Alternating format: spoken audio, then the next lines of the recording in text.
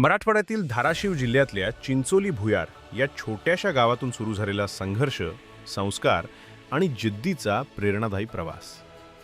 हे नाव आहे कैलासवासी मधुकरराव पाटील आणि श्रीमती सरस्वती पाटील. 7वी पर्यंत शिक्षण घेतलेल्या मधुकररावांनी प्रतिकूल परिस्थितीत शेती, व्यवसाय आणि समाजसेवेचा प्रवास उभा केला. या संपूर्ण प्रवासात खंबीर साथ होती श्रीमती सरस्वती भास्करराव पाटील यांची. स्वतः अशिक्षित असूनही त्यांनी आपल्या मुलांना मोठं स्वप्न पाहायला शिकवलं.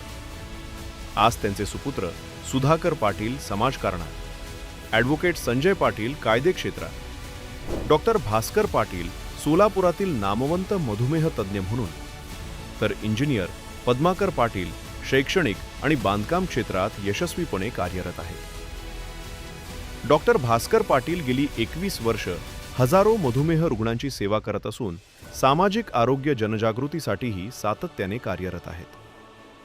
आज या परिवाराची तिसरी पिढीही डॉक्टर, इंजिनियर आणि देशसेवेत कार्यरत होत आहे.